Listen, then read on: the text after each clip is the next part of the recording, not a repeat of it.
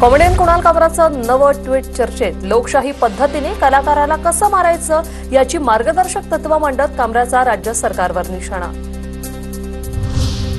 कुणाल कामराच्या 2 फेब्रुवारीच्या शोमधील प्रेक्षकांनाही पोलिसांकडून समन्स. नया भारत शोमध्ये उपस्थित प्रेक्षकांचे जबाब नोंदवले जाणार. काहींचे जबाब नोंदवायला सुरुवात. कामराच्या शोवरून प्रेक्षकांना नोटीस देणारे मूर्ख हे आणीबाणीपेक्षा भयंकर आहे. संजय राऊतांची टीका. प्रेक्षकांना गुन्हेगार ठरवताय का? राऊतांचा सवाल. आणीबाणीपेक्षा भयंकर आहे. इंदिरा गांधींची आणीबाणी ही त्यांच्यापेक्षा 100 पट उत्तम होती. अशा प्रकारचा सगळा कारभार महाराष्ट्रात सुरू आहे. आणि हे म्हणे आणीबाणी विरुद्ध लढले. भंपक आणि बोगस लोक हे आणीबाणी विरुद्ध लढले. फडणवीसांना हवी तशी भूमिका राज ठाकरे घेत असतात. संजय राऊतांची खोचक टीका. त्यांचा पक्ष भारतीय जनता पक्षाचा मित्र पक्ष आहे. खास करून देवेंद्र फडणवीस यांचा मित्र पक्ष.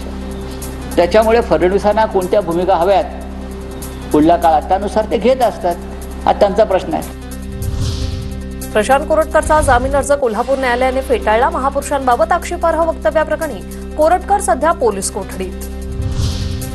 मुख्यमंत्री देवेंद्र फडणवीसांनी घेतली राष्ट्रपतींची भेट. राष्ट्रपती द्रौपदी मुर्मू मुंबई दौऱ्यावर. सकाळी राजभवनात घेतली भेट. अडवाणी असताना मोदी पंतप्रधान झाले. अडवाणींचा हक्क होता. त्यांना सत्तेवरून बेदखल केलं. संजय राऊतांचा दावा. तर सप्टेंबरमध्ये मोदी 75 वर्षाचे होत असल्यानं त्यांना निवृत्त व्हावं लागणार. राऊतांचं विधान. फडणवीस सांगतायत की बाप जिवंत असताना, लालकृष्ण अडवाणी जिवंत असताना सुद्धा मोदी पंतप्रधान झालेच ना.